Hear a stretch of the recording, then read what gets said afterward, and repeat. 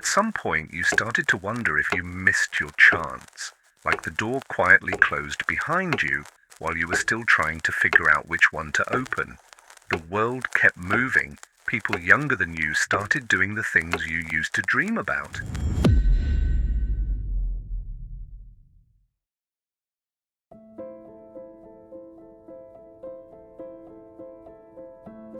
You're 29. You work in a small university lab. You're quiet, methodical, and polite. You don't say much in meetings. Your supervisor thinks you're slow. You know that your mind works differently. You think in models and systems. You see patterns no one else seems to see, but no one really listens. You have theories, ideas about the nature of matter, about how particles behave, but they're strange. The math is messy. You write them down anyway. You work on them alone. You're told to stick to the assigned projects. You're told to stop wasting time. Eventually you do. You back off.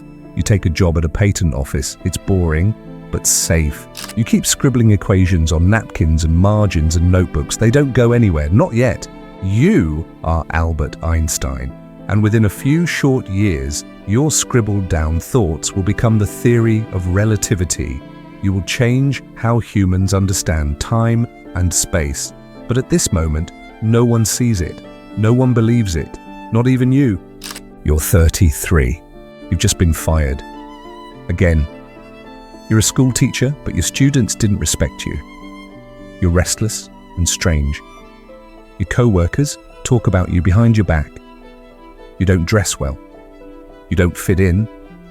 You dream of bigger things, of writing music that lifts people out of their lives and shows them something divine. You play the piano at night in a small rented room. You compose, but no one plays your work. You've written 4 symphonies. No one cares. One was performed once. The hall was nearly empty.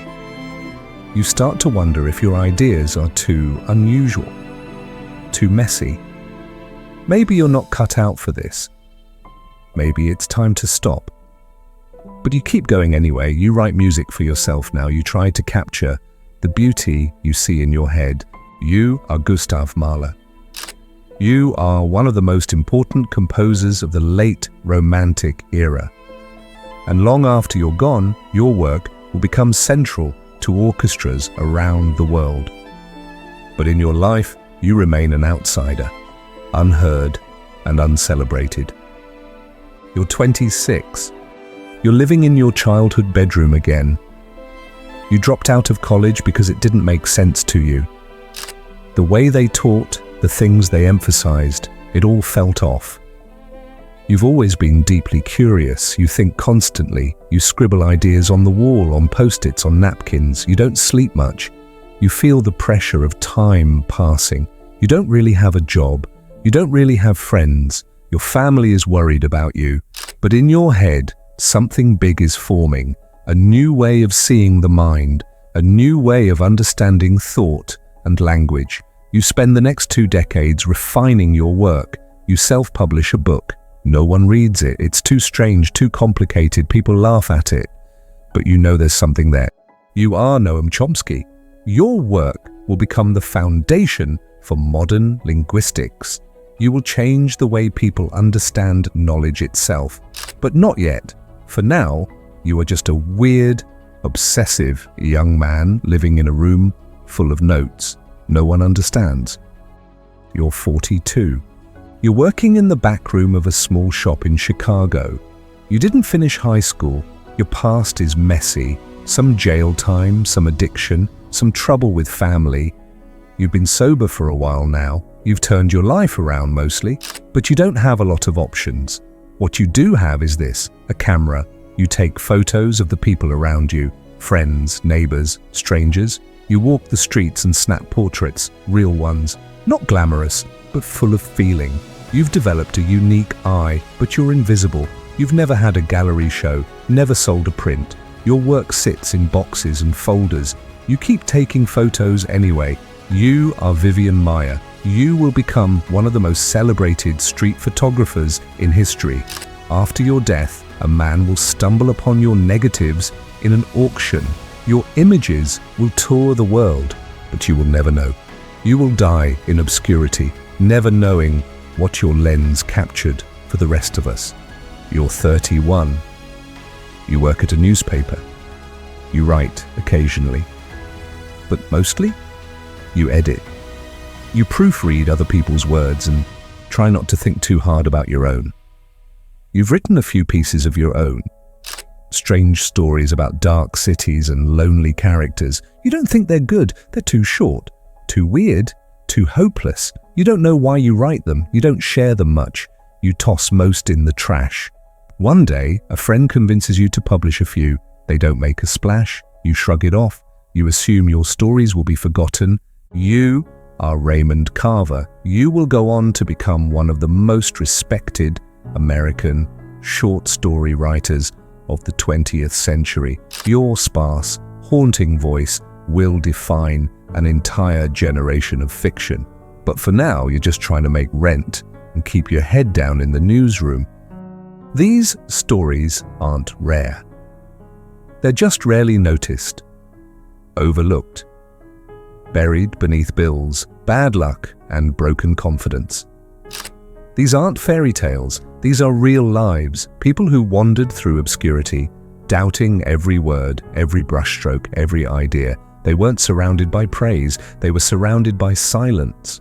What's haunting isn't just how brilliant they were, it's how nearly they vanished, how close their work came to being trashed, deleted, forgotten. One more bad day and they might have quit. One more cold rejection and they might have never picked up the pen again. And we never would have known what we lost. That's the terrifying part. Genius doesn't always look like genius. Sometimes it looks like a tired woman in her bedroom, a man alone at a piano, a sketch no one asked for, a folder no one opened. These stories aren't rare, but if no one bothers to see them, they stay that way, hidden, silent, gone. If Einstein's wife hadn't saved those scribbled pages, if Mahler's student hadn't begged orchestras to play music no one cared about, if a stranger hadn't opened a dusty box in a thrift store and looked twice, if Carver's editor hadn't seen past the mess and pulled the soul from his drafts, their stories might have ended there. Quiet, unread, unknown. This is what haunts you. The thought that genius isn't always lost because it's not there. It's lost because no one fought for it. No one recognized it. No one stuck around long enough to see what it could become. So many voices don't fade because they weren't loud, they fade because no one turned their head. So how many masterpieces have already died in drawers? How many songs were silenced before they were sung? How many souls whispered, "What's the point?" and meant it? Not because they weren't ready, but because no one else was. And still, how many more are out there? Half finished, half believed in, half heard. Maybe one of them is you. Not everyone will be famous, and that's okay. That's never been the goal. Fame isn't the measure, effort is.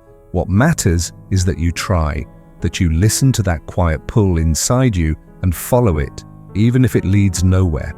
Because you don't know where it leads, you don't know what moment, what sentence, what tiny spark could land in the right place, at the right time, in the right heart. You might never get applause, you might never trend, but maybe your poem makes one person feel less alone. Maybe your story gives someone the strength to stay alive one more day. Maybe your song becomes the thing someone plays when they need to remember who they are. That's impact, that's legacy. And it has nothing to do with being known, it has everything to do with being real. Your voice matters. Not because it's the loudest, but because it's yours. And if you never let it out, the world misses something it will never get again. Time doesn't work the way we think it does. We treat success like a clock, as if there's a deadline, as if greatness expires, but that's not how time works. It's not linear. It doesn't care how old you are. Some people find their purpose in high school, some find it in hospice, Some never lived to see the seeds they planted bloom, but they still bloomed.